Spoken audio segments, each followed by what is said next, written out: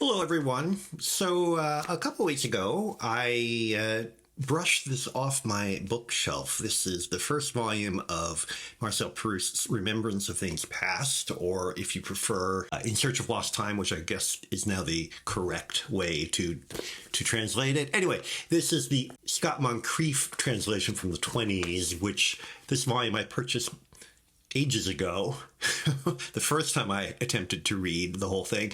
And I just decided I would give it a go. I mean, I've got lots of time on my hands. Why not try reading this 7-volume epic, which I never finished before? I did finish the first volume, Swan's Way, the first time I tried reading it. And then I got into the second volume, and I don't remember how far I got with it, but I do remember I didn't finish it, and that was more or less where I left it. And I'm going to try this time to read all 7 volumes. It's going to take me a while. And maybe I'll actually turn this into an update of my progress or lack thereof. Where is this all coming from? Well, it's partly because when I made my video Almost Forgotten, I actually refer to Proust in the narration in that, and it was a perfectly reasonable thing to do, but that sort of planted the seed with me that I thought, I should go back to Proust, because when I read it the first time, when I tried it the first time, this is like the early 80s, when I was in my 20s, I read it more or less out of a sense of obligation, because I had seen so many references to Proust that I thought, well, I really should acquaint myself with his work.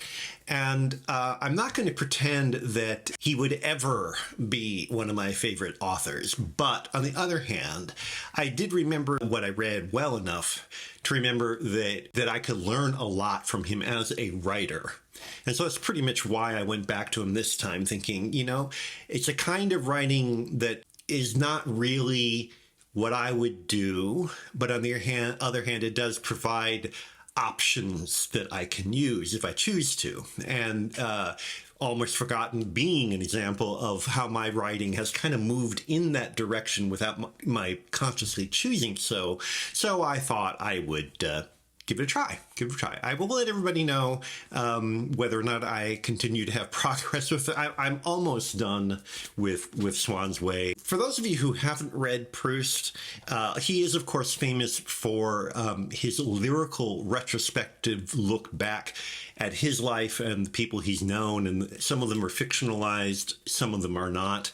Remembrance of Things Past is often cited as sort of the epitome of the fin de siècle atmosphere, and which is probably why I read it the first time. Or I may have read it because I knew that Harold Pinter had written a screenplay based on the whole 7 volumes that was going to be filmed by Joseph Losey, and it was never filmed. And I think maybe that was part of why I decided to try to read it. But in any event, it's a kind of writing that I suppose I could read you a little bit from it for those of you who aren't familiar. It's very long-winded, very long passages. Nothing is simple, but that's true. But at the same time, it's beautifully written. I mean, so reading it is this sort of tension between, for me at least, between wanting to get to the point and wanting to move along, and enjoying it for the lyricism.